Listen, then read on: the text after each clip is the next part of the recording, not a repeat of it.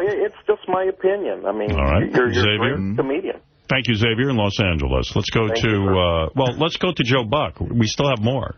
Wow, he was very talkative. Yeah, he seems to be He's getting a whole life out of this. wanting to talk about it. Was Artie Lange a jerk? That was the one we heard, right? Right. Okay. What I would have done differently is been more specific before the show and said to him, the Tom Brady story that you want to tell, and he backed off that. I would have said, I don't want you to go nuts just because it's HBO.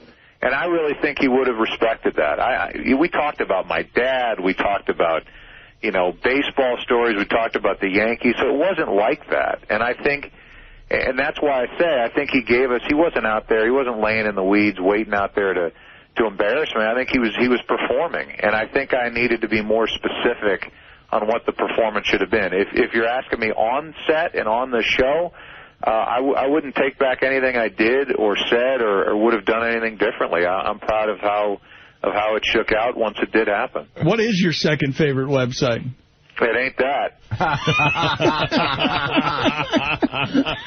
Hey, what was it? Dicksucking.com? Suckingcock.com. Suckingcock.com. No, you see, Joe, he's being very fair there. He is. He is. Yeah, and he's being fair. And he's right. He wishes it would have gone differently, but he doesn't blame you. Right. He blames himself.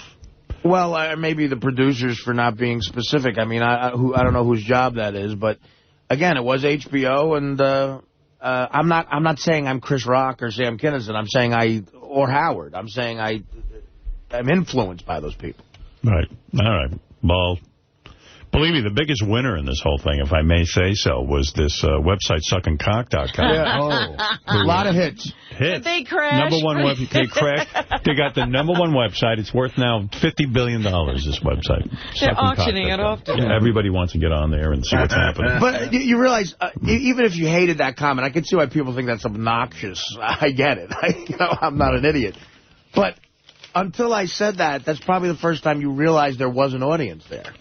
They weren't reacting to anything. Right. Well, agreed. They certainly got a reaction. Now, look, the show was boring, and I don't know how long this show has, this Joe Buck It's show. only, 4 times a year? There's another 3 months before the next show. And the New York Times article, that interview came out, and that guy said, he said, quite frankly, it should be Joe Buck and Artie Lange live. So that's what I said yesterday. You should team up. I'd watch that. Yeah. Mr. Blutarski. 0.0. You're out. Finished at Faber, expelled. I want you off this campus at 9 o'clock Monday morning.